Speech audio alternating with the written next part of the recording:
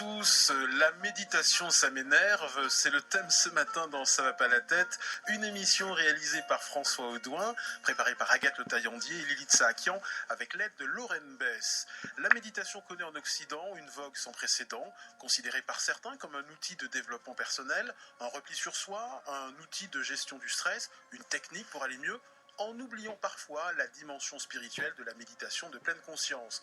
Bref, il existe bien des malentendus autour de la méditation qui peut parfois énerver, agacer, susciter l'incompréhension. La méditation est avant tout une manière de se libérer, d'être présent au monde. Nous allons essayer de vous dire ce qu'est la méditation de pleine conscience et surtout ce qu'elle n'est pas. France Inter, Ali Réveilly. Ça me dérange pas qu'il soit timbré. Ça va pas la tête. Justement, qu'est-ce qu'elle fait Nancy ces temps-ci? Voyons, on le voit plus. Il fait l'inventaire. On fait les ventes de la carte. Ah, mais voyons donc, pas de choses. Hein? Oh, ben oui, excuse-nous, Georges, parce que là, c'est le moment de faire notre séance de méditation transcendantale. Ça ne te dérange pas, évidemment, non, bien sûr. 2 sessions de méditation par jour, ça a changé nos vies. En fait, on a découvert la méditation pendant un séjour qu'on a fait en Indonésie récemment. Oui, on est allé vivre à Bali. Vous avez vécu combien de temps là-bas? 45 minutes à l'aéroport. Mais on a écouté beaucoup de Moby dans l'avion, à l'aller et au retour. Ben, 2 fois 18 heures de vol, hein, t'as juste à faire le calcul. Ça donne une base assez solide, quand même. Savais-tu qu'on utilise seulement 10% de notre cerveau? 7% pour les gens qui chantent dans les karaokés. Je chante dans les karaokés. Mais oui, c'est pour ça qu'on te parle tranquillement. Avec la méditation, là, Georges, tu pourrais aller chercher 12%. Moi, ça a l'air de rien, hein, mais depuis que je pratique la méditation, là, j'achète le devoir. Je le lis pas, mais je l'achète. Un extrait des Bobos, une comédie télévisée canadienne à succès, créée par Marc Labrèche et Marc Brunet, avec notamment Anne Dorval, primée à Cannes dans Momie. Bonjour Christophe André. Bonjour. Je suis ravi de vous recevoir. Vous êtes psychiatre à l'hôpital Sainte-Anne. Vous êtes l'un des principaux promoteurs en France de la méditation de pleine conscience. Vous avez publié en début d'année aux éditions L'Iconoclaste Méditer jour après jour, petit manuel pour vivre en pleine conscience. C'est quoi vivre en pleine conscience? Dites-nous en 2 mots pour les néophytes qui ne connaissent pas la méditation de pleine conscience. C'est se rendre présent à sa vie, c'est enlever son nez des écrans, des journaux, de la télé, de ses ruminations, c'est lever la tête, respirer et éprouver tout ce qui fait que nous sommes vivants. Éprouver qu'on respire, éprouver qu'on entend, éprouver que notre corps est là, que le monde est là autour de nous. Et paradoxalement, il y a beaucoup de moments où on ne se rend même pas compte de tout ça. On est dans une activité, dans une action, dans une distraction. Et voilà, la méditation de pleine conscience nous dit simplement « Arrêtez-vous ». Prenez conscience, rendez-vous présent à votre vie. Sans jugement. Sans juger si vous le faites bien, si vous le faites mal, sans attente. Ne cherchez pas à faire le vide, ne cherchez pas à être zen. Cherchez juste à être là. Soyez présent. Bonjour Fabrice Midal. Bonjour. Philosophe, vous dirigez à Paris l'école occidentale de méditation. Vous avez notamment publié au livre de poche Pratique de la méditation et vous êtes également l'auteur d'un Que sais-je passionnant publié au PUF. Pour vous, le choix du terme méditation est un peu déconcertant. C'est un mot qui évoque la réflexion intellectuelle, philosophique, dans le droit fil des méditations de Descartes. En venant dans l'émission, j'ai pris un taxi pour pas être en retard et le taxi me dit « Qu'est-ce que vous allez faire à la radio ?» Je lui dis « Je vais parler de méditation. » Il me dit « Ah, je médite, vous allez méditer sur quoi ?» Et donc, au fond, on a l'idée un peu en Occident qu'on médite sur quelque chose. Et la singularité de la méditation, c'est qu'on ne médite pas sur quelque chose, on est juste ouvert à tout ce qui est. Et donc, c'est ça qui est un peu déconcertant. C'est pas méditer sur un sujet quelconque, juste être un être humain, s'autoriser à être un être humain. Mais étrangement, le mot méditation lui-même, la racine med, qu'on retrouve dans médecin, dans médicament, a le sens de prendre soin. Et donc l'idée que la méditation, c'est prendre soin du présent, prendre soin de ce qui est, n'est pas du tout absurde. Et la méditation, de ce point de vue-là, est assez heureux. Méditer, pour vous, c'est entrer dans le vif de l'existence avec ses aspects positifs et ses aspects négatifs. Oui, j'aime beaucoup dire ça parce que quand on dit entrer dans le vif de l'existence, ça coupe à travers l'idée que méditer, c'est, selon l'idée reçue, être zen, cool, être dans une sorte de cocon qui nous protégerait de la réalité. En réalité, méditer, c'est être en rapport à la réalité. C'est vouloir sortir de sa bulle pour entrer en rapport à la réalité. Alors ça, c'est une des idées reçues que vous avez soulignées dans votre introduction. Je me souviens quand j'étais jeune homme et que j'ai commencé à méditer, ma mère me disait, mais qu'est-ce que tu veux faire à te regarder le nombril sans arrêt? Mais méditer, c'est exactement le contraire. C'est arrêter de s'occuper de soi, mais au contraire s'ouvrir, désobstruer notre rapport à tout ce qui est. Donc c'est vraiment être juste attentif, présent, à l'écoute. Bonjour Aline Perrodin. Bonjour Aline. Vous êtes directrice de la rédaction de Santé Magazine, notre partenaire ce matin. Nous verrons que la méditation ne convient pas forcément à tout le monde. Mais en fait, on a fait un sujet sur la méditation parce qu'on avait beaucoup de questions de lectrices qui avaient essayé de méditer mais n'y parvenaient pas, qui se posaient aussi beaucoup de questions parce qu'en fait, elles ne sont pas guidées, elles ne savaient pas à qui s'adresser. Et la méditation, c'est pas facile pour beaucoup de gens. On ne sait pas, quand on ne vit pas à Paris, on ne sait pas où aller. On a l'impression qu'on va rentrer dans une secte. Et puis peut-être aussi, on en entend beaucoup plus, parce qu'on a des questions sur au-delà du stress, au-delà de la gestion de vie, au-delà d'être mieux, c'est est-ce que ça peut me guérir de ma dépression, est-ce que ça peut m'aider à mieux vivre Alzheimer, et il y a une forte attente, et il n'est pas évident que la méditation soit aussi la panacée, parce qu'on en parle beaucoup, et on l'a peut-être présenté de façon un petit peu abusive comme le remède à tout. Bonjour Bernard Werber, vous êtes romancier. Votre prochain roman paraîtra en octobre chez Albin Michel.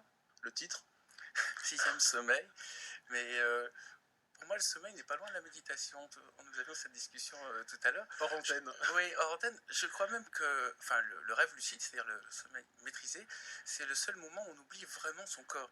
C'est-à-dire, il est très difficile, quand on est en méditation, de prendre une posture et de se dire « Ok, j'oublie que j'ai mal au dos, j'oublie que j'ai mal aux orteils, j'oublie... » Et quand on dort, on est forcé d'oublier parce que notre corps sait faire ça naturellement. Donc c'est pour ça que je me suis intéressé au sommeil. Mais pour moi, hypnose, méditation, sommeil, rêve lucide, tout ça c'est la même famille, c'est juste une manière d'utiliser son cerveau différemment que l'activité du mental normal. Dans l'un de vos ouvrages, Troisième Humanité, paru en octobre de l'année dernière, il est notamment question de méditation. Moi je pratique la méditation depuis l'âge de 13 ans et pour moi ça m'a l'air une manière de calmer le cerveau. Enfin, on reçoit tellement de sollicitations, comme on disait tout à l'heure, comme disait Christophe, il y a un moment il faut dire stop, pause, on ralentit tout et on essaie de se rappeler les choses essentielles, à savoir, je suis vivant, ce qui est déjà pas mal, je respire, ce qui est aussi vachement chouette, et je suis dans un monde où je ne suis pas agressé, on n'est pas en guerre civile, donc profitons de ça, j'ai la possibilité de manger tous les jours, je ne sais pas si ça va durer, mais déjà, apprécier tout ce qui va bien, plutôt que tout le temps mettre dans son esprit tout ce qui ne va pas. Et d'ailleurs, il y a une technique simple pour commencer à méditer, c'est de ne pas écouter les actualités, et déjà, on enlève cet énorme stress du matin. Réagissez, intervenez sur franceinter.fr, à la page Ça va pas la tête, ou sur Twitter, hashtag Ça va pas la tête.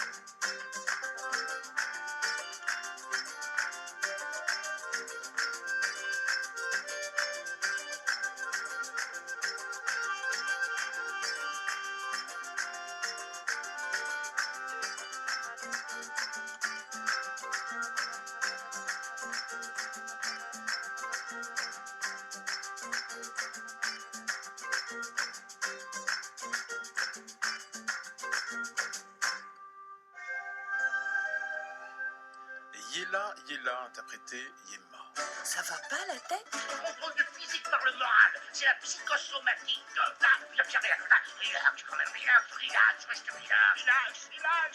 reste relax. À l'IRBI, ça va pas la tête? Sur France Inter. La méditation ne permet pas forcément de rester relax. La méditation, ça m'énerve, c'est le thème ce matin dans Ça va pas la tête, avec deux papes de la méditation en France, le psychiatre Christophe André et le philosophe Fabrice Midal, avec le romancier adepte de la méditation Bernard Werber et Aline Perraudin, directrice de la rédaction de Santé Magazine, notre partenaire ce matin. Bonjour, Jessie Longues-Oreilles. Tu dormais là, Manarbou? Non, j'étais en méditation. C'est quoi méditation? C'est être totalement tranquille et détendu. Ne plus être attentif aux personnes et aux choses autour de nous. Que l'esprit puisse être libéré et s'envoler comme un oiseau. Alors on voit ses propres pensées, comme on peut voir passer les nuages. Si nous savions méditer comme il convient, nous pourrions atteindre l'illumination. Un extrait de Little Buddha de Bernardo Bertolucci. Fabrice Midal, la méditation de pleine conscience, c'est la lointaine cousine de la méditation bouddhiste. Non, la méditation de pleine conscience, c'est une manière dont on a essayé de traduire le mot mindfulness en américain, qui est une pratique qui vient de la tradition bouddhique, qui s'est juste, on pourrait dire, au fur et à mesure occidentalisée, laïcisée, mais elle reconnaît son lien avec la tradition bouddhique. Donc plutôt qu'une cousine, je dirais, c'est une filiation, c'est un enfant. J'ai l'impression que dans l'extrait, ce qu'on entendait, c'est un peu l'inverse de ce que vous disiez avant le CD. Parce qu'il y a beaucoup de mécompréhensions. Alors on est noyé dans les mécompréhensions sur la méditation, qui font que les gens ne comprennent plus trop ce que c'est. Et donc dans l'idée que la méditation serait quitter son corps, quitter le moment présent, aller dans une autre dimension, c'est pas du tout ce qui nous importe. Mais la pleine conscience, la méditation ou la tradition bouddhique sont d'accord sur ce point. Méditer, c'est s'ancrer, devenir plus entièrement un être humain, posé, ouvert, curieux. Et donc, c'est vraiment pas une manière de se séparer de la réalité. Christophe André, un mot sur Jon Kabat-Zinn, qui joue un rôle important dans l'histoire de la méditation de pleine conscience. C'est un professeur de médecine moléculaire à l'université du Massachusetts. Il invente une méthode de méditation bouddhiste laïque pour réduire le stress. Absolument, oui, c'est une des grandes figures de la méditation contemporaine et effectivement, ce qu'il faut bien comprendre, c'est que la méditation, c'est une très vieille histoire, ça fait 2 millénaires que les humains méditent, que ce soit en Orient, en Occident, mais on a assisté ces dernières années à une accélération de sa notoriété, de sa visibilité, la preuve, l'émission que nous faisons aujourd'hui tous ensemble, qui est due en grande partie à ce phénomène de laïcisation. Effectivement, ce qui était compliqué autrefois dans la méditation, enfin compliqué, ce qui en limitait l'accès, c'est qu'elle appartenait à des sphères très marquées par la religion, le bouddhisme ou autre, par la spiritualité, voire le côté un peu New Age, éthéré ou secte pour certaines personnes, c'était les craintes de certaines personnes. Le fait de laïciser la méditation, même en s'inspirant des techniques bouddhiques, le fait de la codifier aussi, d'en faire une sorte d'outil, entre guillemets, du moins la méditation telle que nous l'utilisons en psychologie, en médecine, a beaucoup fait pour sa diffusion. Du coup, elle est devenue moins inquiétante. Lorsque nous avons introduit la méditation à l'hôpital Sainte-Anne, où j'exerce, c'était en 2004, il y avait pas mal de réticences, mais finalement, très vite, mes collègues se sont aperçus que nous faisions quelque chose de très simple, qui ne consistait pas du tout en un message religieux, et c'est finalement l'hommage qu'on peut rendre à Jon Kabat-Zinn, donc c'est en ce méditant scientifique d'Amérique du Nord, qui est d'avoir finalement permis à la méditation de diffuser de la sorte. Bernard Werber. Je crois que Christophe André a beaucoup participé aussi à la démocratisation de la méditation, mais c'est exactement ce qu'il a dit, c'est-à-dire qu'avant on croyait qu'il fallait être bouddhiste, ou qu'il fallait faire du yoga, ou qu'il fallait être maître zen pour pouvoir rester immobile. Là, j'allais dire, maintenant on peut faire la méditation comme on se lave les dents. Il suffit à un moment, même on n'est pas obligé de le faire longtemps, à un moment, tout d'un coup, on ferme les yeux, déjà ce qui nous met pratiquement en onde alpha, et tout d'un coup, on pense juste à sa respiration. Et déjà, si on le fait 3 minutes, c'est déjà un premier truc. Il y a une phrase qui dit l'idéal est de faire 20 minutes de méditation par jour, sauf pour les gens qui sont très occupés, qui eux doivent faire 40 minutes de méditation par jour. Ça résume un peu le problème. Vous savez qui a dit ça? C'est François de Sales, c'est Saint François de Sales. Alors lui parlait de méditation chrétienne, oui. 7e siècle. C'est vraiment très très drôle. Ce qui montre que déjà, ils avaient pigé le truc. Mais moi, je pense qu'à l'Antiquité, parce que même Platon, Socrate pratiquaient ça, donc ils avaient pigé, il y a un moment, on ne peut pas tout le temps être en train de résoudre des problèmes professionnels, familiaux, des problèmes de santé. Il y a un moment, juste, on doit se déconnecter de tout ça et revenir à l'essentiel. On est vivant, on respire, on est dans un monde dans lequel nos 5 sens sont en permanence nourris.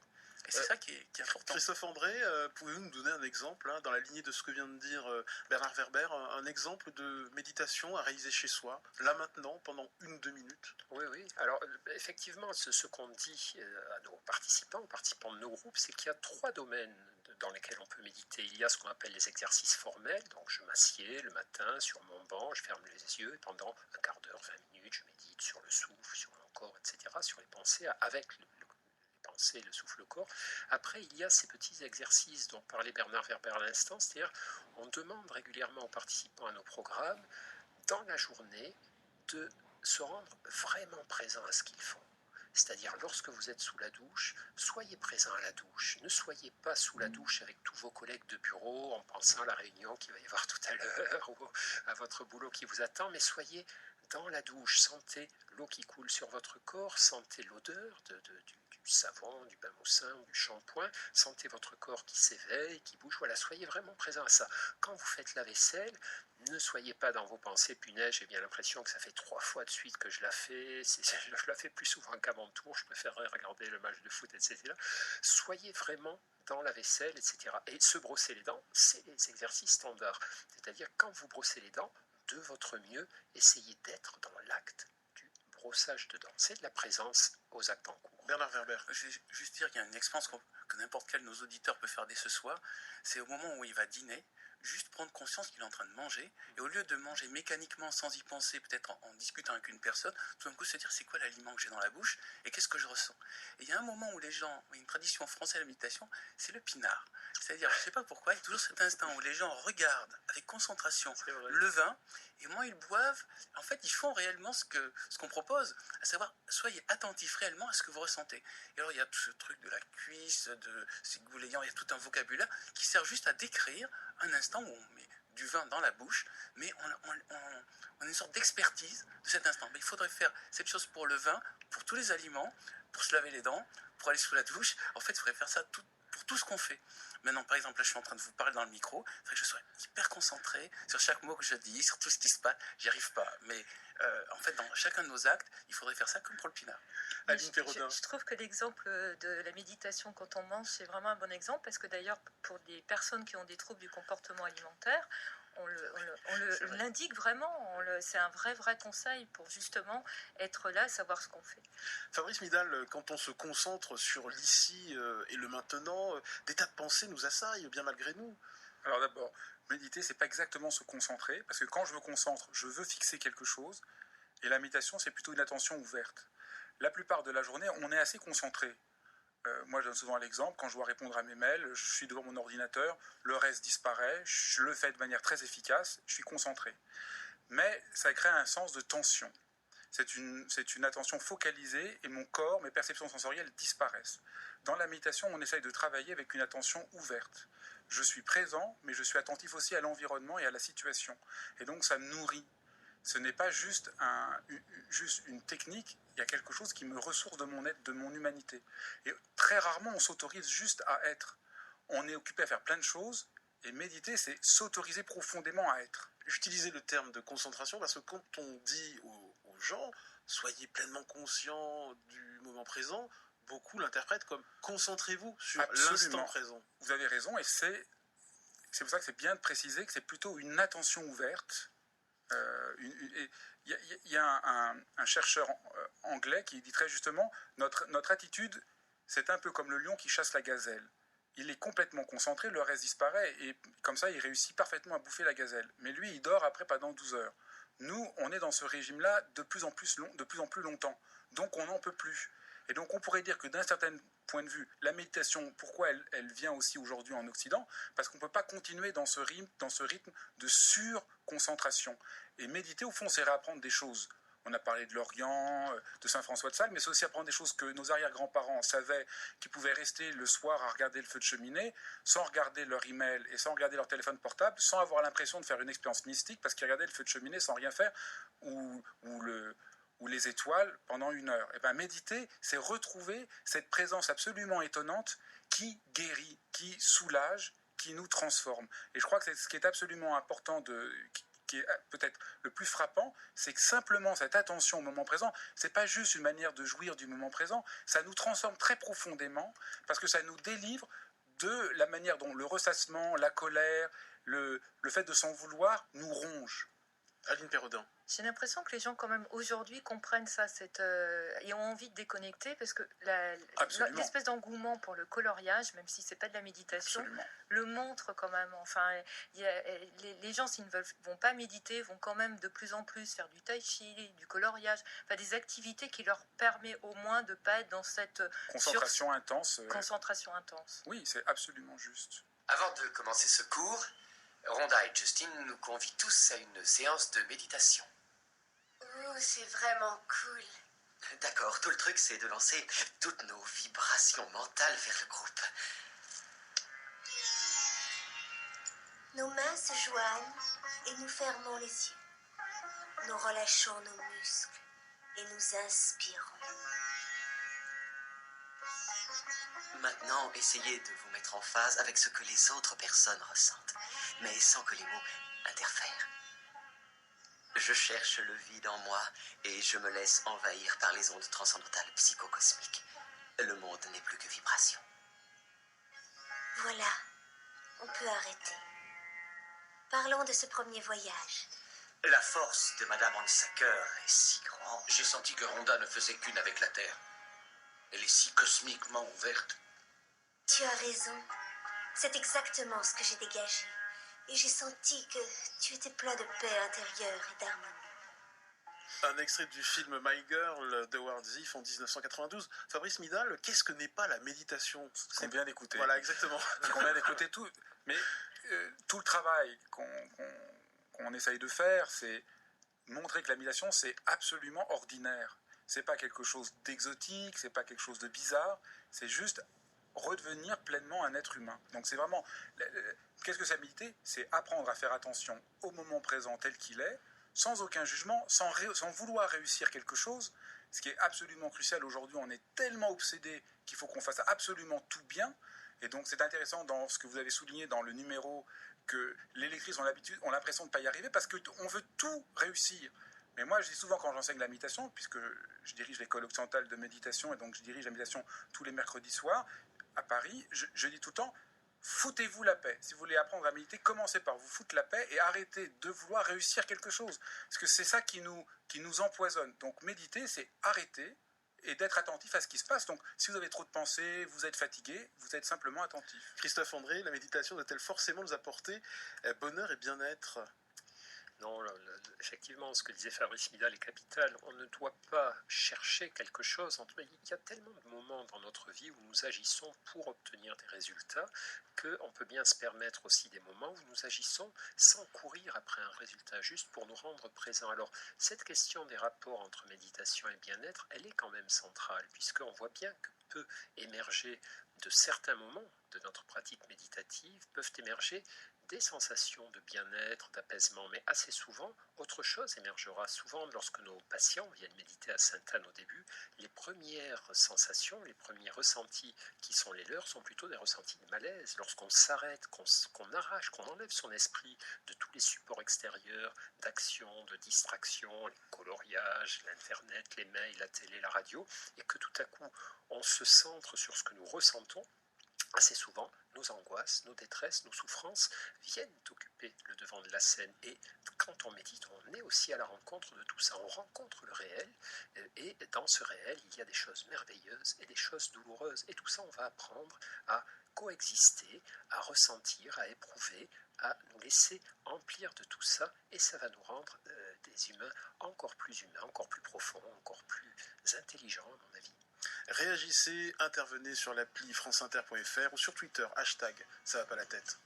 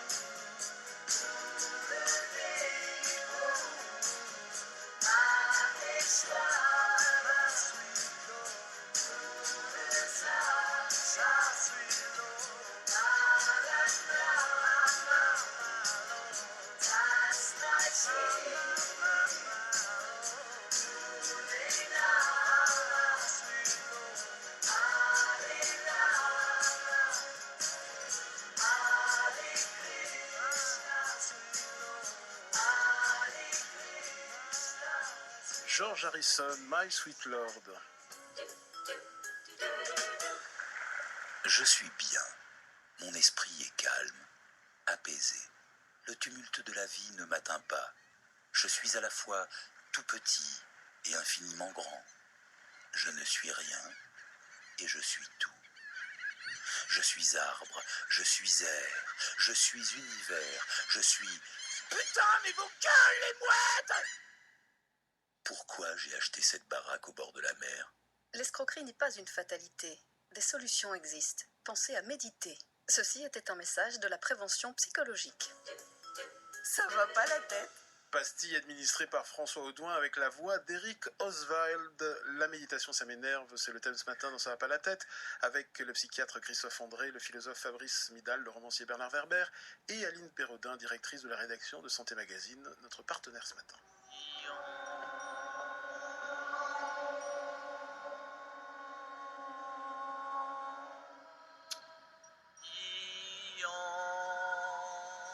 Ok, on vide son sternum et on ouvre bien grand les chakras. Encore un dernier ion. Fini pour aujourd'hui. Dis-moi, il faudrait que tu penses à la comptabilité, hein. Bah, bravo Steph, tout était prêt pour le 12. T'as complètement déstabilisé Charlotte. Elle a au moins 6 chakras de refermés. Ça va, toi l'escroc, te mêle pas de ça, sinon je vais te les refermer, tes chakras, ça va être vite fait. Un extrait d'un Indien dans la ville d'Hervé Palu en 1994. Aline Perrodin, la méditation peut agacer, peut faire peur, car elle porte en germe des dérives mercantiles sectaires. Ben, on l'a dit, ça a une image, il y a encore 20 ans, de secte, alors qu'aujourd'hui, elle est l'inverse quand même. Elle est laïque, il y a des écoles en France, il y a des gens, mais c'est vrai que c'est pas toujours facile de savoir. Et là, dans ce qu'on vient d'entendre, c'est assez drôle parce que les chakras, est-ce que ça parle vraiment à tout le monde? Moi, j'ai une lectrice qui nous a écrit, qui me dit mais ça m'a énervé la méditation quand quelqu'un m'a dit de respirer avec mes pieds. Et effectivement, c'est pas toujours parlant. Donc, je crois qu'il y a une question de vocabulaire et qu'on peut pratiquer, comme on dit là, simplement être attentif à soi, au monde, sans utiliser ce langage qui est un peu abscon par certains et qui fait un peu gourou. Christophe André, beaucoup de gens sont perdus car il existe des méditations, une infinité de pratiques méditatives. Oui, on parle de la méditation, mais on a tort puisque c'est un petit peu comme la psychothérapie. La psychothérapie, ça peut aller d'une psychanalyse où on est allongé pendant des dizaines d'années parfois, à des thérapies beaucoup plus actives, beaucoup plus centrées sur le corps. Et la méditation, finalement, recouvre des réalités très très vastes. Il y a des formes de méditation comme le zen, le vipassana, des méditations bouddhistes. Il y a aussi des méditations dans toutes les traditions religieuses, toutes les religions chrétiennes, musulmanes, juives. Donc c'est un univers extrêmement hétérogène. Et en fait, lorsqu'on dit en général la méditation en Occident aujourd'hui, on fait référence à cette fameuse méditation de pleine conscience dont vous parliez au tout début, c'est-à-dire c'est une forme de méditation qui a été volontairement simplifiée, codifiée et qui en fait une merveilleuse porte d'entrée justement dans l'univers des pratiques méditatives parce que c'est très pédagogique, c'est très accessible, c'est très bienveillant, c'est très juste aussi, ça n'est pas une altération de la méditation, c'est juste une partie de tout cet univers et une fois qu'on a compris comment ça fonctionnait, qu'on l'a pratiqué, on est mieux équipé pour découvrir le zen, pour découvrir le vipassana, pour découvrir la méditation transcendantale, on est moins perdu.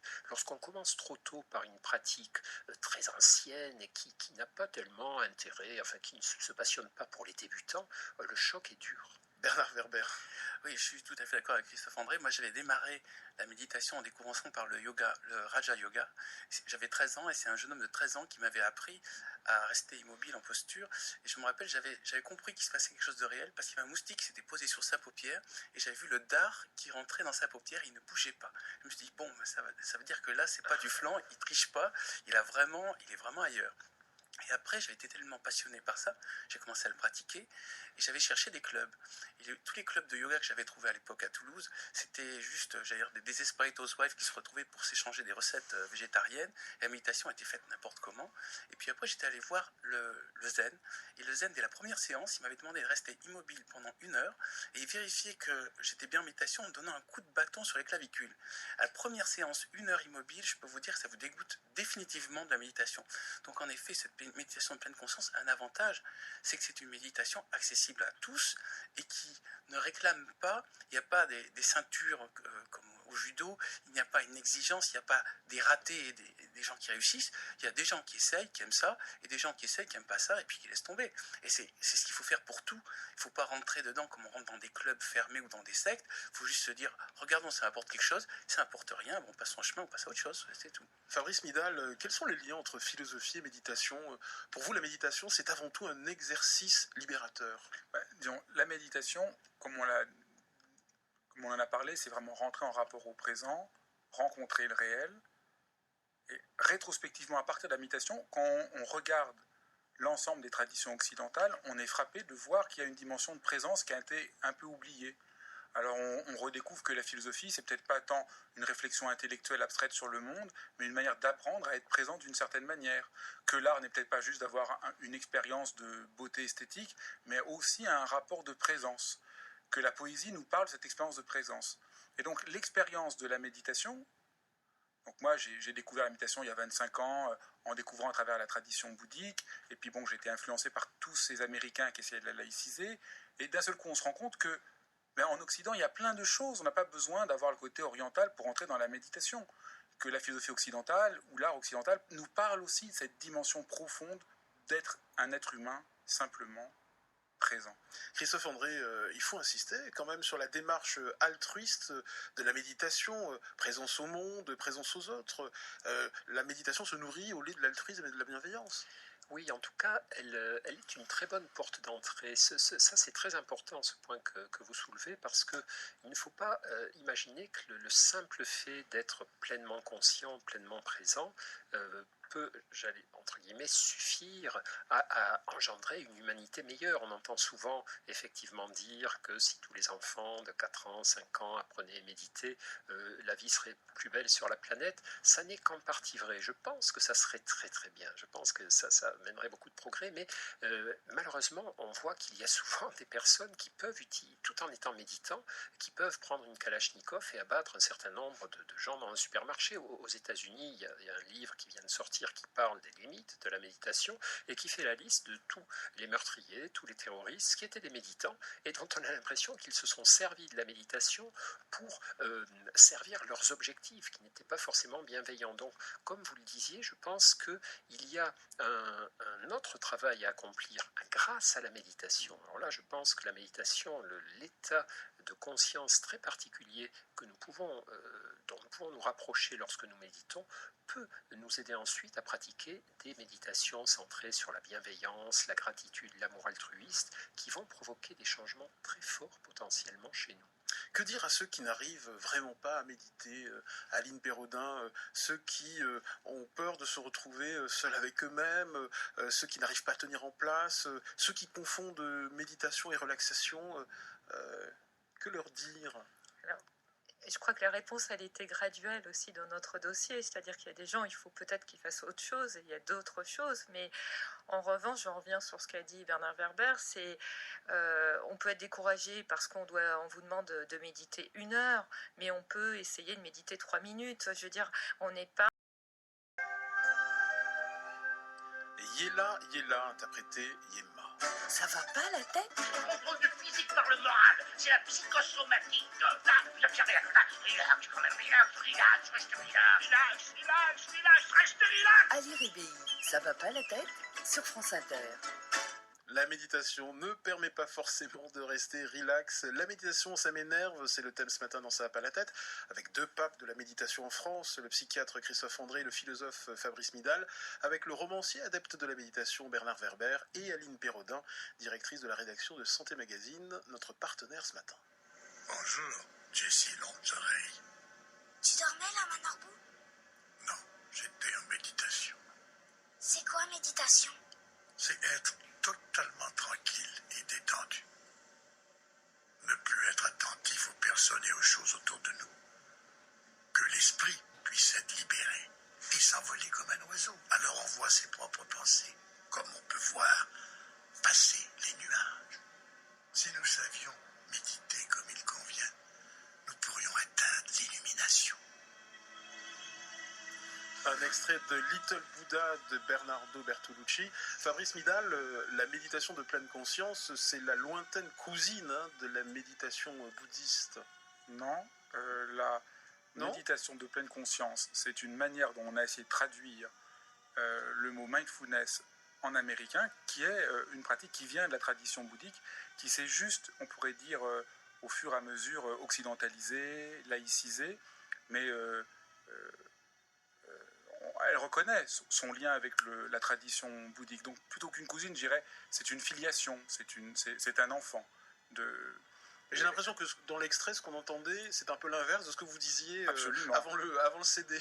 Parce qu'il y a beaucoup de mécompréhensions. Alors on est noyé dans les mécompréhensions sur la méditation, qui font que les gens ne comprennent plus trop ce que c'est. Et donc dans l'idée que la méditation serait quitter son corps, quitter le moment présent, aller dans une autre dimension, c'est pas du tout ce qui nous importe. Mais la pleine conscience, la méditation ou la tradition bouddhique sont d'accord sur ce point. Méditer, c'est s'ancrer, devenir plus entièrement un être humain, posé, ouvert, curieux.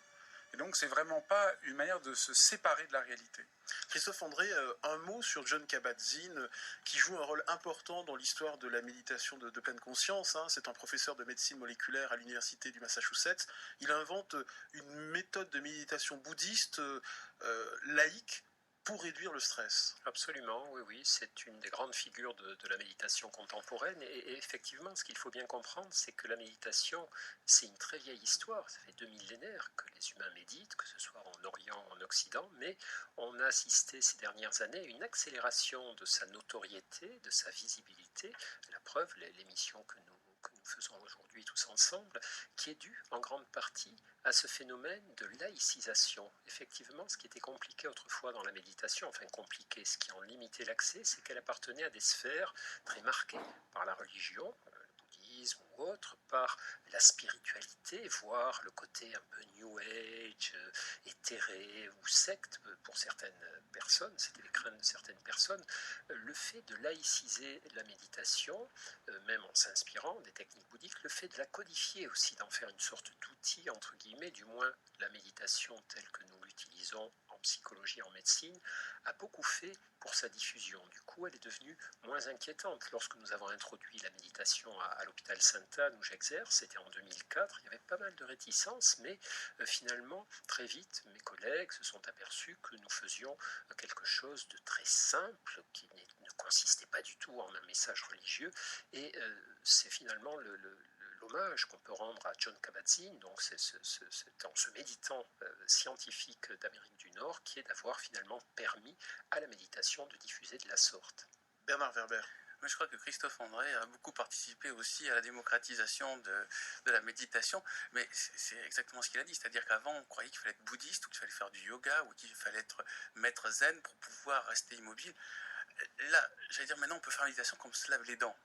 Il suffit à un moment, même on n'est pas obligé de le faire longtemps, à un moment, tout d'un coup, on ferme les yeux, déjà ce qui nous met pratiquement en onde alpha, et tout d'un coup, on pense juste à sa respiration. Et déjà, si on le fait 3 minutes, c'est déjà un premier truc. Il y a une phrase qui dit l'idéal est de faire 20 minutes de méditation par jour, sauf pour les gens qui sont très occupés, qui eux doivent faire 40 minutes de méditation par jour. Ça résume un peu le problème. Vous savez qui a dit ça? C'est François de Sales, c'est Saint François de Sales. Alors lui parlait de méditation chrétienne, oui. 7e siècle. C'est vraiment très très drôle. Ce qui montre que déjà, ils avaient pigé le truc. Mais moi je pense qu'à l'Antiquité, parce que même Platon, Socrate pratiquaient ça, donc ils avaient pigé, il y a un moment, on ne peut pas tout le temps être en train de résoudre des problèmes professionnels, familiaux, des problèmes de santé. Il y a un moment juste, on doit se déconnecter de tout ça et revenir à l'essentiel. On est vivant, on respire, on est dans un monde dans lequel nos 5 sens sont en permanence nourris. Et c'est ça qui est important. Christophe André, pouvez-vous nous donner un exemple, dans la lignée de ce que vient de dire Bernard Werber, un exemple de méditation à réaliser chez soi, là maintenant, pendant 1-2 minutes? Oui. Alors, effectivement, ce qu'on dit à nos participants, aux participants de nos groupes, c'est qu'il y a 3 domaines dans lesquels on peut méditer. Il y a ce qu'on appelle les exercices formels, donc je m'assieds le matin sur mon banc, je ferme les yeux, et pendant un quart d'heure, 20 minutes, je médite sur le souffle, sur mon corps, etc., sur les pensées, avec pensée, le souffle, le corps. Après, il y a ces petits exercices dont parlait Bernard Werber à l'instant, c'est-à-dire on demande régulièrement aux participants à nos programmes, dans la journée, de se rendre vraiment présents à ce qu'ils font. C'est-à-dire, lorsque vous êtes sous la douche, soyez présent à la douche. Ne soyez pas sous la douche avec tous vos collègues de bureau en pensant à la réunion qu'il va y avoir tout à l'heure ou à votre boulot qui vous attend, mais soyez dans la douche. Sentez l'eau qui coule sur votre corps, sentez l'odeur du savon, du bain moussin ou du shampoing, sentez votre corps qui s'éveille, qui bouge. Voilà, soyez vraiment présent à ça. Quand vous faites la vaisselle, ne soyez pas dans vos pensées, punaise, j'ai bien l'impression que ça fait 3 fois de suite que je la fais, je la fais plus souvent qu'à mon tour, je préférerais regarder le match de foot, etc. Soyez vraiment dans la vaisselle, etc. Et se brosser les dents, c'est les exercices standards. C'est-à-dire, quand vous brossez les dents, de votre mieux, essayez d'être dans l'acte du brossage de dents. C'est de la présence aux actes en cours. Bernard Werber. Je vais juste dire qu'il y a une expérience que n'importe quel de nos auditeurs peut faire dès ce soir. C'est au moment où il va dîner, juste prendre conscience qu'il est en train de manger, et au lieu de manger mécaniquement sans y penser, peut-être en discutant avec une personne, tout d'un coup se dire c'est quoi l'aliment que j'ai dans la bouche et qu'est-ce que je ressens. Et il y a un moment où les gens, il y a une tradition française à la méditation, c'est le pinard. C'est-à-dire, je ne sais pas pourquoi, il y a toujours cet instant où les gens regardent avec concentration le vin, et au moment où ils boivent, en fait, ils font réellement ce qu'on propose, à savoir, soyez attentifs réellement à ce que vous ressentez. Et alors, il y a tout ce truc de la cuisse, de ces goulayants, il y a tout un vocabulaire qui sert juste à décrire un instant où on met du vin dans la bouche, mais on a une sorte d'expertise de cet instant. Mais il faudrait faire cette chose pour le vin, pour tous les aliments, pour se laver les dents, pour aller sous la douche. En fait, il faudrait faire ça pour tout ce qu'on fait. Maintenant, par exemple, là, je suis en train de vous parler dans le micro, il faudrait que je sois hyper concentré sur chaque mot que je dis, sur tout ce qui se passe. J'y arrive pas. Mais en fait, dans chacun de nos actes, il faudrait faire ça comme pour le pinard. Je trouve que l'exemple de la méditation quand on mange, c'est vraiment un bon exemple, parce que d'ailleurs, pour des personnes qui ont des troubles du comportement alimentaire, on l'indique vraiment, c'est un vrai conseil pour justement être là, savoir ce qu'on fait. Fabrice Midal, quand on se concentre sur l'ici et le maintenant, des tas de pensées nous assaillent, bien malgré nous. Alors d'abord, méditer, c'est pas exactement se concentrer, parce que quand je me concentre, je veux fixer quelque chose, et la méditation, c'est plutôt une attention ouverte. La plupart de la journée, on est assez concentré. Moi, je donne souvent l'exemple, quand je dois répondre à mes mails, je suis devant mon ordinateur, le reste disparaît, je le fais de manière très efficace, je suis concentré. Mais ça crée un sens de tension. C'est une attention focalisée et mon corps, mes perceptions sensorielles disparaissent. Dans la méditation, on essaye de travailler avec une attention ouverte. Je suis présent, mais je suis attentif aussi à l'environnement et à la situation. Et donc, ça me nourrit. Ce n'est pas juste une technique, il y a quelque chose qui me ressource de mon être, de mon humanité. Et très rarement, on s'autorise juste à être. On est occupé à faire plein de choses, et méditer, c'est s'autoriser profondément à être. J'utilisais le terme de concentration parce que quand on dit aux gens, soyez pleinement conscients du moment présent, beaucoup l'interprètent comme concentrez-vous sur l'instant présent. Vous avez raison, et c'est pour ça que c'est bien de préciser que c'est plutôt une attention ouverte. Il y a un chercheur anglais qui dit très justement notre attitude, c'est un peu comme le lion qui chasse la gazelle. Il est complètement concentré, le reste disparaît, et comme ça, il réussit parfaitement à bouffer la gazelle. Mais lui, il dort après pendant 12 heures. Nous, on est dans ce régime-là de plus en plus longtemps. Donc, on n'en peut plus. Et donc, on pourrait dire que d'un certain point de vue, la méditation, pourquoi elle vient aussi aujourd'hui en Occident? Parce qu'on ne peut pas continuer dans ce rythme de surconcentration. Et méditer, au fond, c'est réapprendre des choses. On a parlé de l'Orient, de Saint François de Sales, mais c'est aussi apprendre des choses que nos arrière-grands-parents savaient, qu'ils pouvaient rester le soir à regarder le feu de cheminée, sans regarder leur email et sans regarder leur téléphone portable, sans avoir l'impression de faire une expérience mystique, parce qu'ils regardaient le feu de cheminée sans rien faire, ou les étoiles pendant 1 heure. Et bien méditer, c'est retrouver cette présence absolument étonnante qui guérit, qui soulage, qui nous transforme. Et je crois que c'est ce qui est absolument important, qui est peut-être le plus frappant, c'est que simplement cette attention au moment présent, c'est pas juste une manière de jouir du moment présent, ça nous transforme très profondément, parce que ça nous délivre de la manière dont le ressassement, la colère, le fait de s'en vouloir nous ronge. Aline Perrodin. J'ai l'impression que les gens, quand même, aujourd'hui, comprennent ça et ont envie de déconnecter, parce que l'espèce d'engouement pour le coloriage, même si c'est pas de la méditation, le montre quand même. Enfin, les gens, s'ils ne vont pas méditer, vont quand même de plus en plus faire du tai chi, du coloriage, enfin des activités qui leur permettent au moins de ne pas être dans cette concentration intense. Concentration intense. Oui, c'est absolument juste. Avant de commencer ce cours, Rhonda et Justine nous convient tous à une séance de méditation. Oh, c'est vraiment cool. D'accord, tout le truc, c'est de lancer toutes nos vibrations mentales vers le groupe. Nos mains se joignent et nous fermons les yeux. Nous relâchons nos muscles et nous inspirons. Maintenant, essayez de vous mettre en phase avec ce que les autres personnes ressentent, mais sans que les mots interfèrent. Je cherche le vide en moi et je me laisse envahir par les ondes transcendantales psychocosmiques. Le monde n'est plus que vibration. Voilà, on peut arrêter. Parlons de ce premier voyage. La force de Madame Hansaker est si grande. J'ai senti que Rhonda ne faisait qu'une avec la Terre. Elle est si cosmiquement ouverte. Tu as raison. C'est exactement ce que j'ai dégagé. Et j'ai senti que tu étais plein de paix intérieure et d'harmonie. Un extrait du film My Girl de Howard Ziff en 1992. Fabrice Midal, qu'est-ce que n'est pas la méditation? Ce qu'on vient d'écouter. Voilà, exactement. Ce qu'on vient d'écouter tout. Mais tout le travail qu'on essaye de faire, c'est montrer que la méditation, c'est absolument ordinaire. C'est pas quelque chose d'exotique, c'est pas quelque chose de bizarre, c'est juste redevenir pleinement un être humain. Donc c'est vraiment... Qu'est-ce que c'est méditer? C'est apprendre à faire attention au moment présent tel qu'il est, sans aucun jugement, sans vouloir réussir quelque chose. Ce qui est absolument crucial aujourd'hui, on est tellement obsédé qu'il faut qu'on fasse absolument tout bien. Et donc c'est intéressant dans ce que vous avez souligné dans le numéro, que les lectrices ont l'impression de ne pas y arriver parce qu'on veut tout réussir.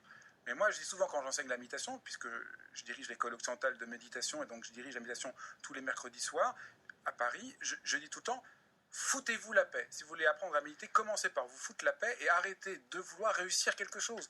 Parce que c'est ça qui nous empoisonne. Donc méditer, c'est arrêter et d'être attentif à ce qui se passe. Donc si vous avez trop de pensées, vous êtes fatigué, vous êtes simplement attentif. Christophe André, la méditation doit-elle forcément nous apporter bonheur et bien-être? Non, effectivement, ce que disait Fabrice Midal est capital. On ne doit pas chercher quelque chose. Il y a tellement de moments dans notre vie où nous agissons pour obtenir des résultats qu'on peut bien se permettre aussi des moments où nous agissons sans courir après un résultat, juste pour nous rendre présents. Alors, cette question des rapports entre méditation et bien-être, elle est quand même centrale, puisqu'on voit bien que peut émerger de certains moments de notre pratique méditative, peuvent émerger des sensations de bien-être, d'apaisement, mais assez souvent, autre chose émergera. Souvent, lorsque nos patients viennent méditer à Sainte-Anne au début, les premières sensations, les premiers ressentis qui sont les leurs sont plutôt des ressentis de malaise. Lorsqu'on s'arrête, qu'on arrache, qu'on enlève son esprit de tous les supports extérieurs, d'action, de distraction, les coloriages, l'internet, les mails, la télé, la radio, et que tout à coup, on se centre sur ce que nous ressentons, assez souvent, nos angoisses, nos détresses, nos souffrances viennent occuper le devant de la scène. Et quand on médite, on est aussi à la rencontre de tout ça. On rencontre le réel, et dans ce réel, il y a des choses merveilleuses et des choses douloureuses. Et tout ça, on va apprendre à coexister, à ressentir, à éprouver, à nous laisser emplir de tout ça. Et ça va nous rendre des humains, encore plus profonds, encore plus intelligents, à mon avis.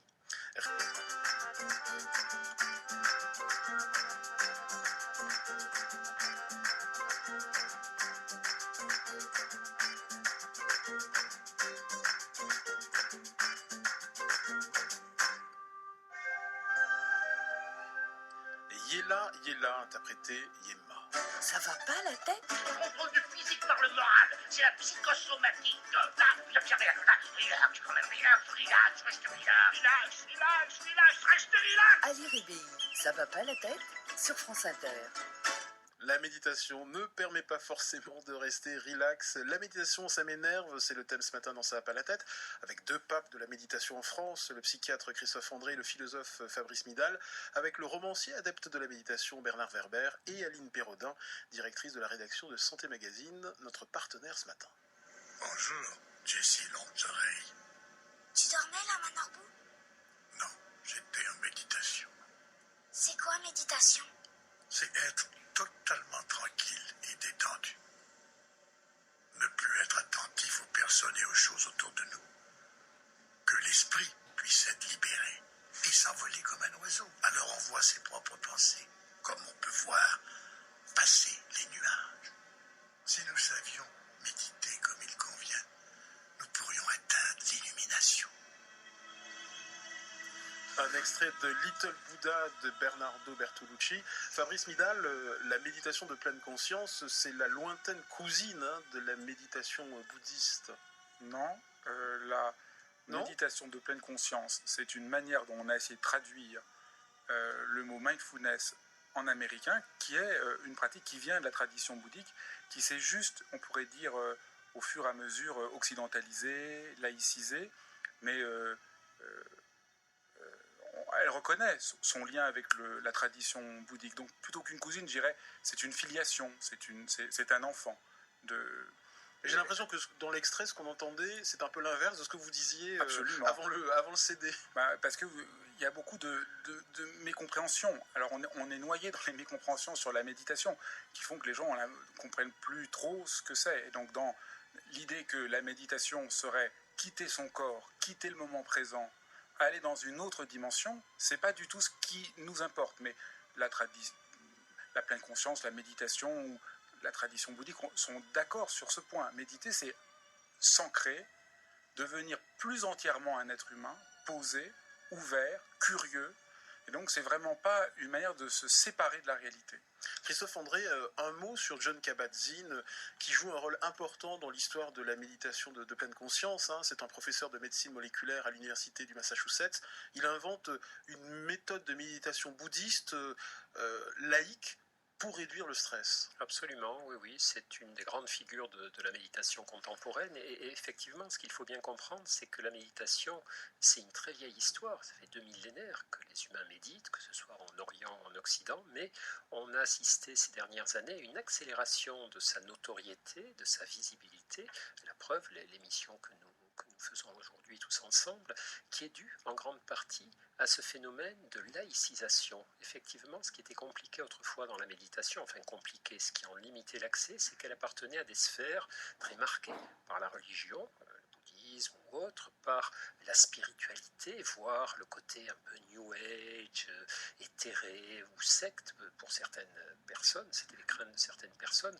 Le fait de laïciser la méditation, même en s'inspirant des techniques bouddhiques, le fait de la codifier aussi, d'en faire une sorte d'outil, entre guillemets, du moins la méditation telle que nous l'utilisons en psychologie, en médecine, a beaucoup fait pour sa diffusion. Du coup, elle est devenue moins inquiétante. Lorsque nous avons introduit la méditation à l'hôpital Sainte-Anne, où j'exerce, c'était en 2004, il y avait pas mal de réticences, mais finalement, très vite, mes collègues se sont aperçus que nous faisions quelque chose de très simple, qui ne consistait pas du tout en un message religieux, et c'est finalement l'hommage qu'on peut rendre à Jon Kabat-Zinn, donc c'est ce méditant scientifique d'Amérique du Nord, qui est d'avoir finalement permis à la méditation de diffuser de la sorte. Bernard Werber. Mais je crois que Christophe André a beaucoup participé aussi à la démocratisation de la méditation, mais c'est exactement ce qu'il a dit, c'est-à-dire qu'avant on croyait qu'il fallait être bouddhiste, ou qu'il fallait faire du yoga, ou qu'il fallait être maître zen pour pouvoir rester immobile. Là, j'allais dire, maintenant on peut faire la méditation comme on se lave les dents. Il suffit à un moment, même on n'est pas obligé de le faire longtemps, à un moment, tout d'un coup, on ferme les yeux, déjà ce qui nous met pratiquement en onde alpha, et tout d'un coup, on pense juste à sa respiration. Et déjà, si on le fait 3 minutes, c'est déjà un premier truc. Il y a une phrase qui dit l'idéal est de faire 20 minutes de méditation par jour, sauf pour les gens qui sont très occupés, qui eux doivent faire 40 minutes de méditation par jour. Ça résume un peu le problème. Vous savez qui a dit ça? C'est François de Sales, c'est Saint François de Sales. Alors lui parlait de méditation chrétienne, oui. 7e siècle. C'est vraiment très très Ce qui montre que déjà, ils avaient pigé le truc. Mais moi je pense qu'à l'Antiquité, parce que même Platon, Socrate pratiquaient ça, donc ils avaient pigé, il y a un moment, on ne peut pas tout le temps être en train de résoudre des problèmes professionnels, familiaux, des problèmes de santé. Il y a un moment juste, on doit se déconnecter de tout ça et revenir à l'essentiel. On est vivant, on respire, on est dans un monde dans lequel nos 5 sens sont en permanence nourris. Et c'est ça qui est important. Christophe André, pouvez-vous nous donner un exemple, dans la lignée de ce que vient de dire Bernard Werber, un exemple de méditation à réaliser chez soi, là maintenant, pendant 1-2 minutes? Oui. Alors, effectivement, ce qu'on dit à nos participants, aux participants de nos groupes, c'est qu'il y a 3 domaines dans lesquels on peut méditer. Il y a ce qu'on appelle les exercices formels, donc je m'assieds le matin sur mon banc, je ferme les yeux, et pendant un quart d'heure, 20 minutes, je médite sur le souffle, sur mon corps, etc., sur les pensées, avec les pensées, le souffle, le corps. Après, il y a ces petits exercices dont parlait Bernard Werber à l'instant, c'est-à-dire on demande régulièrement aux participants à nos programmes dans la journée, de se rendre vraiment présent à ce qu'ils font. C'est-à-dire, lorsque vous êtes sous la douche, soyez présent à la douche. Ne soyez pas sous la douche avec tous vos collègues de bureau en pensant à la réunion qu'il va y avoir tout à l'heure ou à votre boulot qui vous attend, mais soyez dans la douche. Sentez l'eau qui coule sur votre corps, sentez l'odeur du savon, du bain maussin, du shampoing, sentez votre corps qui s'éveille, qui bouge. Voilà, soyez vraiment présent à ça. Quand vous faites la vaisselle, ne soyez pas dans vos pensées, punaise, j'ai bien l'impression que ça fait 3 fois de suite que je la fais, je la fais plus souvent qu'à mon tour, je préférerais regarder le match de foot, etc. Soyez vraiment dans la vaisselle, etc. Et se brosser les dents, c'est les exercices standards. C'est-à-dire, quand vous brossez les dents, de votre mieux, essayez d'être dans l'acte du brossage de dents. C'est de la présence aux actes en cours. Bernard Werber. Je vais juste dire qu'il y a une expérience que n'importe quel de nos auditeurs peut faire dès ce soir. C'est au moment où il va dîner, juste prendre conscience qu'il est en train de manger, et au lieu de manger mécaniquement sans y penser, peut-être en discutant avec une personne, tout d'un coup se dire c'est quoi l'aliment que j'ai dans la bouche et qu'est-ce que je ressens. Et il y a un moment où les gens, il y a une tradition française à la méditation, c'est le pinard. C'est-à-dire, je ne sais pas pourquoi, il y a toujours cet instant où les gens regardent avec concentration le vin, et moins ils boivent, en fait ils font réellement ce qu'on propose, à savoir soyez attentifs réellement à ce que vous ressentez. Et alors il y a tout ce truc de la cuisse, de ces goulayants, il y a tout un vocabulaire qui sert juste à décrire un instant où on met du vin dans la bouche, mais on a une sorte d'expertise de cet instant. Mais il faudrait faire cette chose pour le vin, pour tous les aliments, pour se laver les dents, pour aller sous la douche. En fait, il faudrait faire ça pour tout ce qu'on fait. Maintenant, par exemple, là, je suis en train de vous parler dans le micro, il faudrait que je sois hyper concentré sur chaque mot que je dis, sur tout ce qui se passe. J'y arrive pas. Mais en fait, dans chacun de nos actes, il faudrait faire ça comme pour le pinard.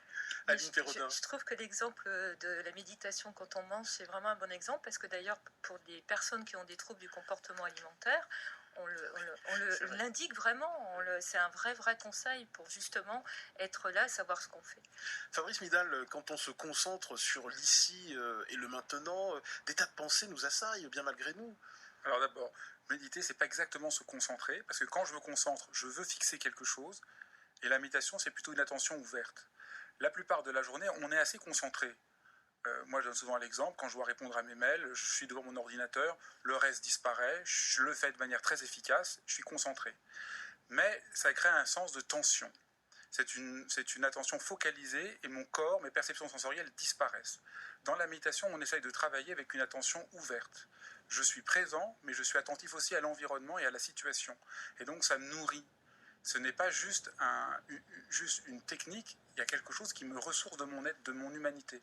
Et très rarement, on s'autorise juste à être. On est occupé à faire plein de choses, et méditer, c'est s'autoriser profondément à être. J'utilisais le terme de concentration parce que quand on dit aux gens « soyez pleinement conscients du moment présent », beaucoup l'interprètent comme « concentrez-vous sur l'instant présent ». Vous avez raison, et c'est pour ça que c'est bien de préciser que c'est plutôt une attention ouverte. Il y a un chercheur anglais qui dit très justement notre attitude, c'est un peu comme le lion qui chasse la gazelle. Il est complètement concentré, le reste disparaît, et comme ça, il réussit parfaitement à bouffer la gazelle. Mais lui, il dort après pendant 12 heures. Nous, on est dans ce régime-là de plus en plus longtemps. Donc, on n'en peut plus. Et donc, on pourrait dire que d'un certain point de vue, la méditation, pourquoi elle vient aussi aujourd'hui en Occident? Parce qu'on ne peut pas continuer dans ce rythme de surconcentration. Et méditer, au fond, c'est réapprendre des choses.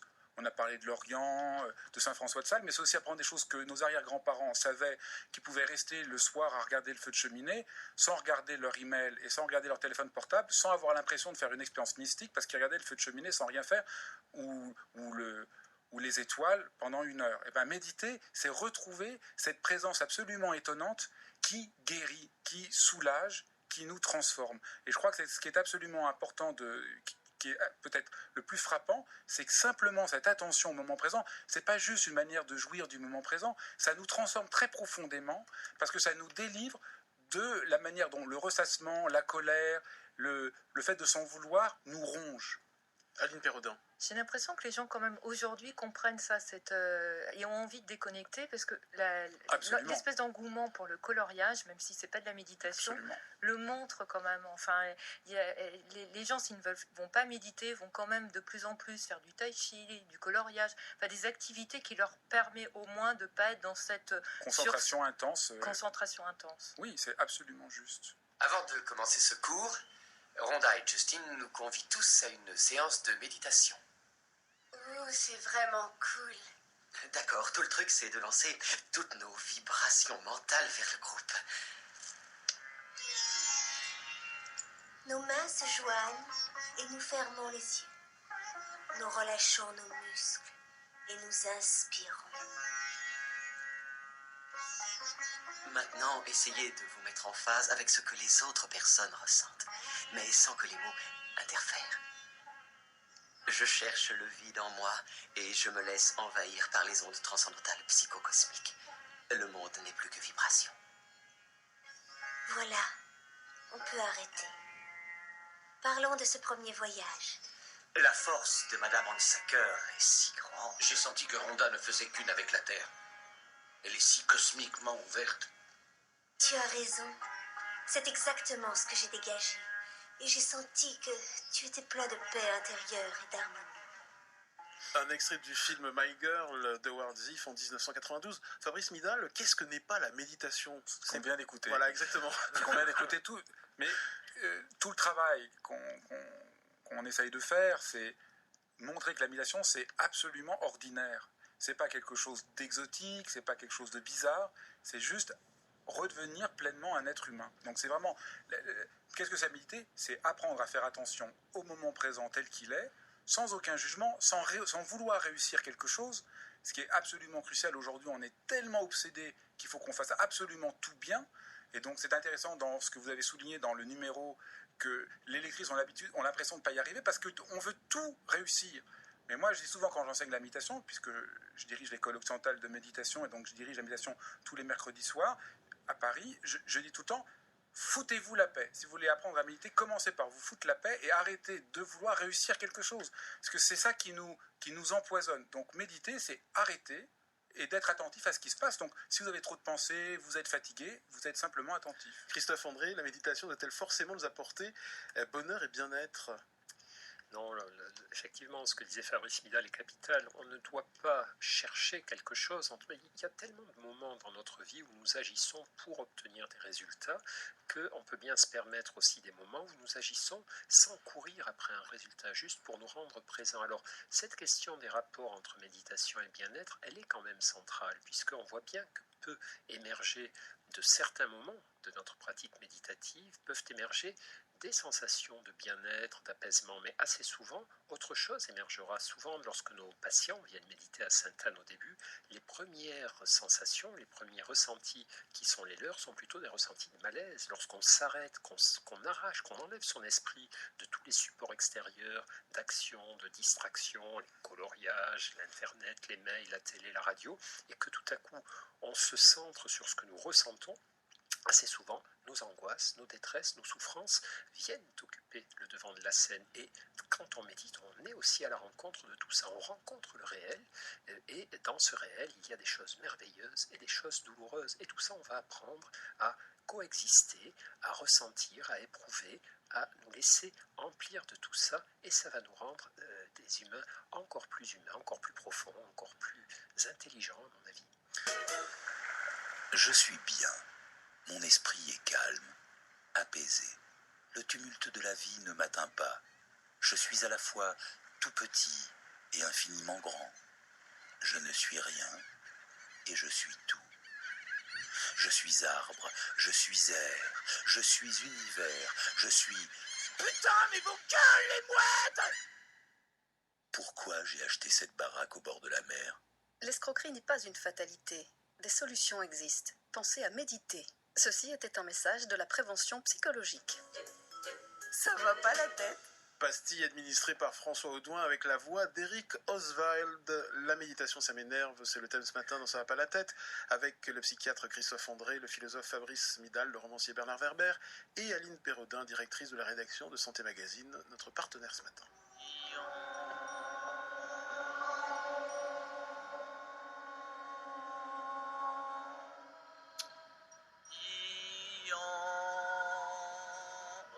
On vide son sternum et on ouvre bien grand les chakras. Encore un dernier ion. Fini pour aujourd'hui. Dis-moi, il faudrait que tu penses à la comptabilité, hein. Bah, bravo Steph, tout était prêt pour le 12. T'as complètement déstabilisé Charlotte. Elle a au moins 6 chakras de refermés. Mais ça va, toi l'escroc, te mêle pas de ça, sinon je vais te les refermer, tes chakras, ça va être vite fait. Un extrait d'un Indien dans la ville d'Hervé Palu en 1994. Aline Pérodin, la méditation peut agacer, peut faire peur, car elle porte en germe des dérives mercantiles sectaires. Ben, on l'a dit, ça a une image, il y a encore 20 ans, de secte, alors qu'aujourd'hui, elle est l'inverse quand même. Elle est laïque, il y a des écoles en France, il y a des gens, mais c'est vrai que c'est pas toujours facile de savoir. Et là, dans ce qu'on vient d'entendre, c'est assez drôle parce que les chakras, est-ce que ça parle vraiment à tout le monde? Moi, j'ai une lectrice qui nous a écrit, qui me dit mais ça m'a énervé la méditation quand quelqu'un m'a dit de respirer avec mes pieds. Et effectivement, c'est pas toujours parlant. Donc, je crois qu'il y a une question de vocabulaire et qu'on peut pratiquer, comme on dit là, simplement être attentif à soi, au monde, sans utiliser ce langage qui est un peu abscon par certains et qui fait un peu gourou. Christophe André, beaucoup de gens sont perdus car il existe des méditations, une infinité de pratiques méditatives. Oui, on parle de la méditation, mais on a tort puisque c'est un petit peu comme la psychothérapie. La psychothérapie, ça peut aller d'une psychanalyse où on est allongé pendant des dizaines d'années parfois, à des thérapies beaucoup plus actives, beaucoup plus centrées sur le corps. Et la méditation, finalement, recouvre des réalités très très vastes. Il y a des formes de méditation comme le zen, le vipassana, des méditations bouddhistes. Il y a aussi des méditations dans toutes les traditions religieuses, toutes les religions chrétiennes, musulmanes, juives. Donc c'est un univers extrêmement hétérogène. Et en fait, lorsqu'on dit en général la méditation en Occident aujourd'hui, on fait référence à cette fameuse méditation de pleine conscience dont vous parliez au tout début, c'est-à-dire c'est une forme de méditation qui a été volontairement simplifiée, codifiée et qui en fait une merveilleuse porte d'entrée justement dans l'univers des pratiques méditatives parce que c'est très pédagogique, c'est très accessible, c'est très bienveillant, c'est très juste aussi, ça n'est pas une altération de la méditation, c'est juste une partie de tout cet univers et une fois qu'on a compris comment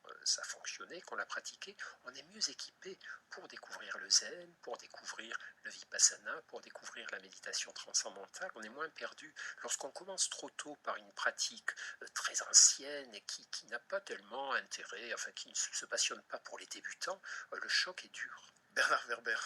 Oui, je suis tout à fait d'accord avec Christophe André. Moi, j'avais démarré la méditation en découvrant par le yoga, le Raja Yoga. J'avais 13 ans et c'est un jeune homme de 13 ans qui m'avait appris à rester immobile en posture. Et je me rappelle, j'avais compris qu'il se passait quelque chose de réel parce qu'il y avait un moustique qui s'était posé sur sa paupière et j'avais vu le dard qui rentrait dans sa paupière et il ne bougeait pas. Je me suis dit, bon, ça veut dire que là, c'est pas du flan, il triche pas, il est vraiment ailleurs. Et après, j'avais été tellement passionné par ça, j'ai commencé à le pratiquer et j'avais cherché des clubs. Et tous les clubs de yoga que j'avais trouvés à l'époque à Toulouse, c'était juste, j'allais dire, des desperate housewives qui se retrouvaient pour s'échanger des recettes végétariennes. Et la méditation était faite n'importe comment. Et puis après, j'étais allé voir le zen. Et le zen, dès la première séance, il m'avait demandé de rester immobile pendant 1 heure et vérifier que j'étais bien en méditation en donnant un coup de bâton sur les clavicules. À la première séance, 1 heure immobile, je peux vous dire que ça vous dégoûte définitivement de la méditation. Donc en effet, cette méditation de pleine conscience a un avantage, c'est que c'est une méditation accessible à tous et qui ne réclame pas, il n'y a pas des ceintures comme au judo, il n'y a pas une exigence, il n'y a pas des ratés et des gens qui réussissent, il y a des gens qui essayent, qui aiment ça, et des gens qui essayent, qui n'aiment pas ça, et puis qui laissent tomber. Et c'est ce qu'il faut faire pour tout. Il ne faut pas rentrer dedans comme on rentre dans des clubs fermés ou dans des sectes, il faut juste se dire, regardons, ça apporte quelque chose, ça n'apporte rien, bon, on passe son chemin, on passe à autre chose, c'est tout. Fabrice Midal, quels sont les liens entre philosophie et méditation? Pour vous, la méditation, c'est avant tout un exercice libérateur. Disons, la méditation, comme on en a parlé, c'est vraiment rentrer en rapport au présent, rencontrer le réel. Et rétrospectivement, à partir de la méditation, quand on regarde l'ensemble des traditions occidentales, on est frappé de voir qu'il y a une dimension de présence qui a été un peu oubliée. Alors on redécouvre que la philosophie, c'est peut-être pas tant une réflexion intellectuelle abstraite sur le monde, mais une manière d'apprendre à être présent d'une certaine manière. Que l'art n'est peut-être pas juste d'avoir une expérience de beauté esthétique, mais aussi un rapport de présence. Que la poésie nous parle de cette expérience de présence. Et donc l'expérience de la méditation, donc moi j'ai découvert la méditation il y a 25 ans, en découvrant à travers la tradition bouddhique, et puis bon, j'ai été influencé par tous ces Américains qui essayaient de la laïciser, et d'un seul coup on se rend compte que Mais en Occident, il y a plein de choses. On n'a pas besoin d'avoir le côté oriental pour entrer dans la méditation. Que la philosophie occidentale ou l'art occidental nous parle aussi de cette dimension profonde d'être un être humain simplement présent. Christophe André, il faut insister quand même sur la démarche altruiste de la méditation, présence au monde, présence aux autres. La méditation se nourrit au lait de l'altruisme et de la bienveillance. Oui, en tout cas, elle est une très bonne porte d'entrée. Ça, c'est très important, ce point que vous soulevez, parce qu'il ne faut pas imaginer que le simple fait d'être pleinement conscient, pleinement présent, peut, j'allais entre guillemets, suffire à engendrer une humanité meilleure. On entend souvent effectivement dire que si tous les enfants de 4 ans, 5 ans apprenaient à méditer, la vie serait plus belle sur la planète. Ça n'est qu'en partie vrai. Je pense que ça serait très très bien. Je pense que ça mènerait beaucoup de progrès, mais malheureusement, on voit qu'il y a souvent des personnes qui peuvent, tout en étant méditants, qui peuvent prendre une kalachnikov et abattre un certain nombre de gens dans un supermarché. Aux États-Unis, il y a un livre qui vient de sortir qui parle des limites de la méditation et qui fait la liste de tous les meurtriers, tous les terroristes qui étaient des méditants et dont on a l'impression qu'ils se sont servis de la méditation pour servir leurs objectifs qui n'étaient pas forcément bienveillants. Donc, comme vous le disiez, je pense qu'il y a un autre travail à accomplir grâce à la méditation. Alors là, je pense que la méditation, l'état de conscience très particulier que dont nous pouvons nous rapprocher lorsque nous méditons, peut nous aider ensuite à pratiquer des méditations centrées sur la bienveillance, la gratitude, l'amour altruiste, qui vont provoquer des changements très forts potentiellement chez nous. Que dire à ceux qui n'arrivent vraiment pas à méditer, Aline Pérodin, ceux qui ont peur de se retrouver seuls avec eux-mêmes, ceux qui n'arrivent pas à tenir en place, ceux qui confondent méditation et relaxation, que leur dire ? Alors, je crois que la réponse, elle était graduelle aussi dans notre dossier, c'est-à-dire qu'il y a des gens, il faut peut-être qu'ils fassent autre chose, et il y a d'autres choses, mais en revanche, je reviens sur ce qu'a dit Bernard Werber, c'est on peut être découragé parce qu'on vous demande de méditer 1 heure, mais on peut essayer de méditer 3 minutes. Je veux dire, on n'est pas...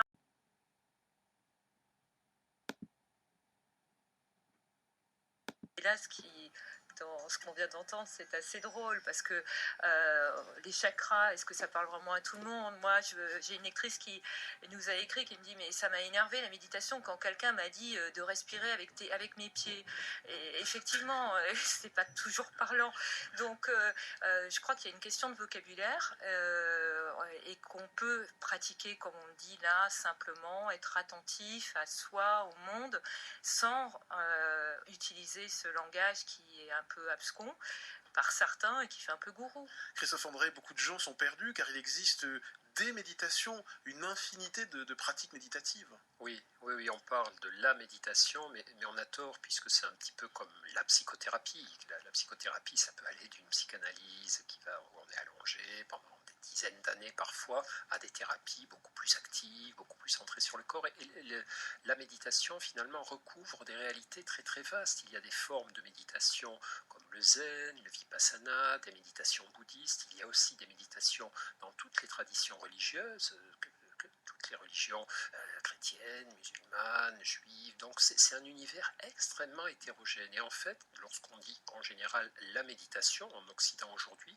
on fait référence à cette fameuse méditation de pleine conscience dont vous parliez au tout début, c'est-à-dire c'est une forme de méditation qui a été volontairement simplifiée, codifiée, et qui en fait une merveilleuse porte d'entrée justement dans l'univers des pratiques méditatives, parce que c'est très pédagogique, c'est très accessible, c'est très bienveillant, c'est très juste aussi, ça n'est pas une altération de la méditation, c'est juste une partie de tout cet univers, et une fois qu'on a compris comment ça fonctionnait, qu'on l'a pratiqué, on est mieux équipé pour découvrir le zen, pour découvrir le vipassana, pour découvrir la méditation transcendantale. On est moins perdu. Lorsqu'on commence trop tôt par une pratique très ancienne et qui n'a pas tellement intérêt, enfin qui ne se passionne pas pour les débutants, le choc est dur. Bernard Werber. Oui, je suis tout à fait d'accord avec Christophe André. Moi, j'avais démarré la méditation en découvrant par le yoga, le Raja Yoga. J'avais 13 ans et c'est un jeune homme de 13 ans qui m'avait appris à rester immobile en posture. Et je me rappelle, j'avais compris qu'il se passait quelque chose de réel parce qu'il y avait un moustique qui s'était posé sur sa paupière et j'avais vu le dard qui rentrait dans sa paupière, il ne bougeait pas. Je me suis dit, bon, ça veut dire que là, c'est pas du flan, il triche pas, il est vraiment ailleurs. Et après, j'avais été tellement passionné par ça, j'ai commencé à le pratiquer et j'avais cherché des clubs. Et tous les clubs de yoga que j'avais trouvés à l'époque à Toulouse, c'était juste, j'allais dire, des Desperate Housewives qui se retrouvaient pour s'échanger des recettes végétariennes. Et la méditation était faite n'importe comment. Et puis après, j'étais allé voir le zen. Et le zen, dès la première séance, il m'avait demandé de rester immobile pendant 1 heure et vérifier que j'étais bien en méditation en me donnant un coup de bâton sur les clavicules. À la première séance, 1 heure immobile, je peux vous dire que ça vous dégoûte définitivement de la méditation.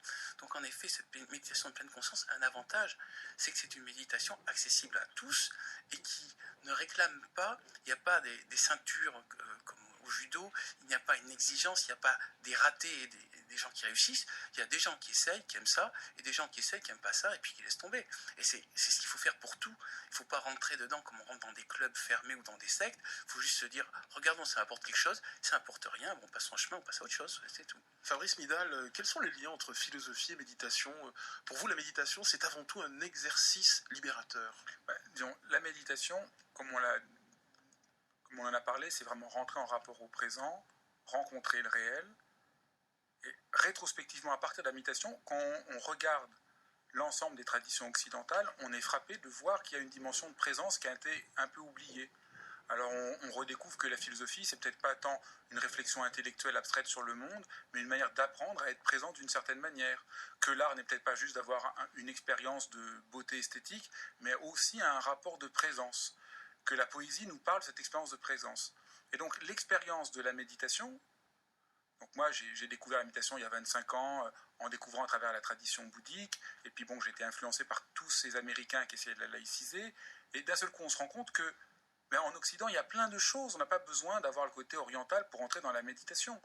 Que la philosophie occidentale ou l'art occidental nous parle aussi de cette dimension profonde d'être un être humain simplement présent. Christophe André, il faut insister quand même sur la démarche altruiste de la méditation, présence au monde, présence aux autres. La méditation se nourrit au lait de l'altruisme et de la bienveillance.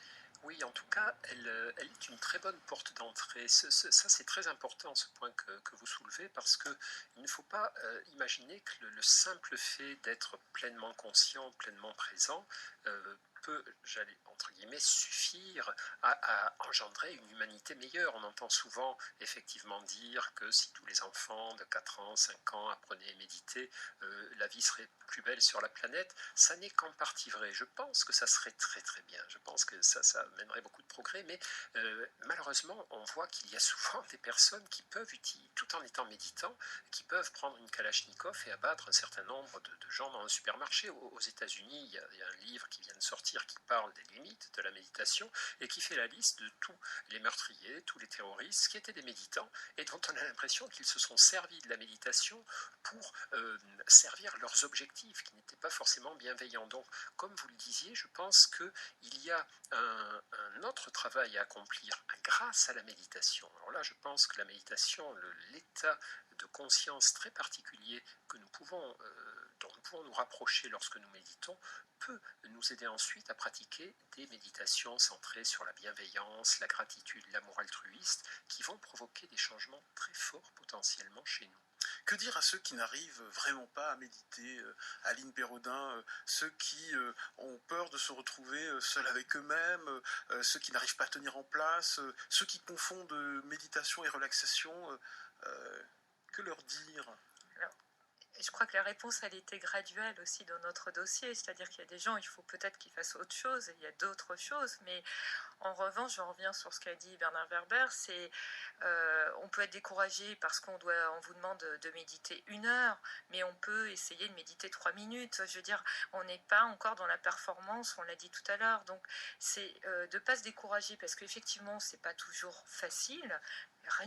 C'est pas toujours facile d'être immobile, de prendre conscience de ses émotions qui sont parfois douloureuses. C'est d'avoir envie de passer ce cap. Si on n'a pas envie, on peut, il y a plein d'autres activités, le yoga, le tai chi, il y a plein d'activités de relaxation. Christophe André. Oui. Après, vous savez, il y a plusieurs niveaux. C'est vrai que cette question de la difficulté, elle est centrale. C'est-à-dire, ce que je dis souvent à nos participants, je leur dis, écoutez, vous avez du mal à méditer parce que vous me dites que votre esprit vagabonde et vos idées vous entraînent hors de l'exercice, mais c'est normal. Aucun d'entre nous n'est capable de s'asseoir, de fermer les yeux et de maîtriser le flux de ses pensées, de faire le vide. Ça n'existe pas. Moi, oui. Faites-nous voir. Et en réalité, la dispersion, la distraction dans la méditation, c'est comme l'essoufflement dans la course à pied. Si je veux faire un jogging, je sens que je m'essouffle un peu, je n'en conclus pas que je suis inapte au jogging, juste que je manque d'entraînement. Et pour la méditation, mes difficultés sont simplement le signe que je manque d'entraînement. Alors bien sûr qu'il y a des gens qui ne sont pas faits pour ça, il vaut mieux qu'ils se lancent dans autre chose, mais vraiment, il n'y a aucun problème avec les difficultés à rentrer ou à rester dans les exercices. Ça fait partie du cursus. Fabrice Midal. Je remarque aussi, pour avoir, à côté de la méditation, de la présence attentive, avoir beaucoup enseigné et fait un coffret sur la bienveillance aimante, que pour certaines personnes, par la bienveillance aimante, ils rentrent dans la méditation. Puisque méditer, c'est apprendre à être présent. Et comme on l'a souligné, il y a tout un aspect de bienveillance et d'entrer dans un rapport de plus grande empathie envers soi et le monde. Pour certaines personnes, par la bienveillance aimante, ils arrivent à rentrer dans le présent et c'est une porte d'entrée qui aide beaucoup de gens. Bernard Werber. Je pense aussi que pour chaque personne, il y a un moment précis où il est prêt. Il y a cette phrase, quand l'élève est prêt, le maître arrive. Donc ça ne sert à rien si ce n'est pas le moment, on n'est pas prêt, de se forcer juste parce qu'on a entendu cette émission ou parce qu'il y a quelqu'un qui nous a dit tu dois faire ça sinon tu n'es pas bien. Si on n'est pas prêt, juste on attend et il y a un moment ça devient une évidence. Mais si on veut se forcer et si on attend un résultat et si on est dans pourvu que j'y arrive, cette phrase qui arrive dans la tête, ça veut dire déjà que ce n'est pas le moment. Juste, moi je trouve qu'il y a un bon moment pour tester la méditation. Si vous vous réveillez dans la nuit, vous avez une phase d'insomnie, vous voyez, donc vous avez du temps perdu, vous attendez, vous rendormir. À ce moment-là, c'est tout simple, il suffit que, au lieu de vous dire pourvu que je me rendorme, vous vous concentrez sur votre respiration. Et vous pensez, tiens, ça se gonfle, ça se dégonfle, et puis là vous essayez de choper à penser votre cœur. Puis se dire juste cette phrase, finalement c'est pas mal, je suis vivant, et là je suis en train d'attendre de dormir. Et puis de se dire, à un bout d'un moment, essayons d'évacuer, comme on parlait tout à l'heure, les nuages, les pensées les unes après les autres, et puis voilà. Et si on n'y arrive pas, c'est pas grave, mais au moment où on aura rentabilisé ce temps perdu, qui est le temps d'insomnie, qui est un temps terrible pour tous ceux qui connaissent ça, on l'aura rentabilisé avec un début de quelque chose qui ressemble à une méditation. Christophe André, la méditation est-elle contre-indiquée dans certains cas ?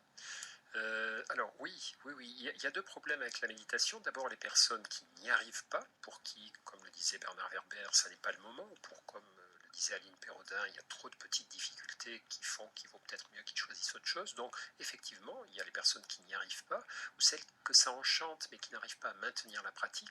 Et puis il y a vraiment le côté plus contre-indication, avec parfois des effets secondaires, des petites remontées d'angoisse, des choses qui arrivent fréquemment chez les anxieux au début, ou alors des personnes trop fragiles. En général, on est très prudent avec les personnes qui souffrent de schizophrénie, d'hallucinations, de personnalité borderline, parce que tout de même si ça n'est pas après ça qu'on court, la méditation modifie un petit peu notre rapport à nous-mêmes, notre rapport au monde, et peut, chez les personnes vulnérables, donner des sensations inconfortables, un petit peu inhabituelles, qui vont leur emballer le cerveau. Georges, tu peux joindre à nous? Non, ça va. C'est ça la beauté de la méditation, on a juste à être en communication avec soi-même. Là, ça paraît pas, là. Mais je médite. Là, je médite pas. Là, je médite. Là, je médite pas. Moi aussi, je médite. Moi, je médite pas. Là, je médite pas. Là, je médite encore. Moi aussi, là, je médite. Là, je médite. Moi, je médite toujours. Là, je médite pas. Moi, je médite. On médite les deux ensemble. Là, je s'étienne. Et hop, là, je médite. Là, je me souviens plus. Tu vois ce que tu médites, là? Sûr. OK, là, je médite. Je suis tellement en phase avec moi-même que ça m'arrive de savoir ce que je vais dire avant même de le dire. C'est pas des farces. Ah, tu vois, là, regarde, je le savais que j'allais dire c'est pas des farces. D'ailleurs, quand elle vient encore une autre fois, je me suis encore eu. Je savais que j'allais dire d'ailleurs. C'est drôle. C'est tes chakras qui te jouent des tours, hein? Alors, on y va. Ladies and gentlemen, Sandrine has left the building. Un extrait des Bobos, une comédie télévisée canadienne créée par Marc Labrèche et Marc Brunet. Autour de la table, pourquoi méditez-vous? Bernard Werber, est-ce que, en tant que romancier, la méditation vous aide à faire advenir des idées, à forger des personnages, des intrigues? Oui. En fait, au moment où j'écris, l'acte d'écrire est déjà une forme de méditation, tout simplement parce que je m'oublie. Il y a un moment dans l'écriture, en général, j'écris de 8h à midi et demi, et vers 11h, entre 11h et 11h30, je suis au top, et à ce moment-là, je ne sais plus qui je suis, je ne sais plus où je suis dans le bouquin, et s'il se passe quelque chose autour de moi, c'est comme si on me réveillait. Donc j'utilise en fait mon propre mode d'expression comme moyen de méditer. Mais après je médite le soir, comme je disais tout à l'heure, comme se laver les dents, juste pour nettoyer le cerveau. Ça m'a l'air... Mais je pense que dans le futur, on apprendra la méditation à l'école et les gens le feront, mais par petites séquences. Le soir, mais ça s'apprendra comme une hygiène. Pas comme une forme de spiritualité, mais comme une hygiène naturelle, banale. Voilà. Moi, ça m'apporte en tout cas ce moment où je me retrouve, ça m'apporte un nettoyage. En fait, durant toute la journée, je suis influencé par les autres. Et au moment où je médite, tout d'un coup, je me retrouve, et je me ressens, et je me rappelle qui je suis. Et je crois que le but d'une vie, c'est de se rappeler qui on est. Donc la méditation sert à ça. Fabrice Midal, pourquoi méditez-vous? Alors, j'ai commencé à méditer parce que j'ai été un peu submergé par plein de choses de souffrance et de douleur, et la méditation est un vrai espace de transformation, d'apaisement. Donc il y a vraiment quelque chose, si on s'y engage sérieusement, qui peut vraiment nous aider. Mais après coup, au fur et à mesure des années, je me rends compte que la méditation donne du courage, ça nous permet de mieux savoir ce qu'on veut, de mieux savoir ce qui est juste, de pouvoir plus clairement dire non. Et aujourd'hui, souvent, je médite juste parce que chaque fois que je le fais, le monde apparaît plus ample, plus beau, plus ouvert. Et donc, c'est une manière de se ressourcer et de se relier à nouveau à la splendeur d'être. Christophe André, pourquoi méditez-vous? J'ai commencé à méditer parce que j'en avais besoin. C'était une période de ma vie où les choses n'allaient pas très bien dans ma tête. Et donc, ça m'a fait un bien immense. Enfin, pas que du bien d'ailleurs. Moi, je me souviens très bien de ma première retraite méditative. Les 2 premiers jours étaient assez terribles. Tout ce que je n'avais pas résolu revenait de manière fracassante.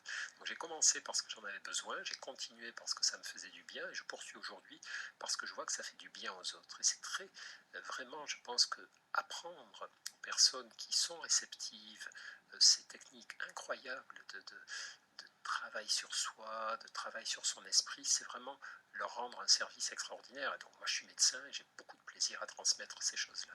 Aline Perraudin, directrice de Santé Magazine, vous méditez? De façon informelle. Souvent, par exemple en mangeant, oui, je trouve que d'être concentré, beaucoup dans l'eau, je trouve sous la douche, et dans le monde aquatique, c'est un merveilleux élément pour être présent à soi et au monde qui nous entoure. Eh bien pour ma part, moi je vais essayer de manger en pleine conscience comme vous, Aline Perraudin. Merci Christophe André, Fabrice Midal, Bernard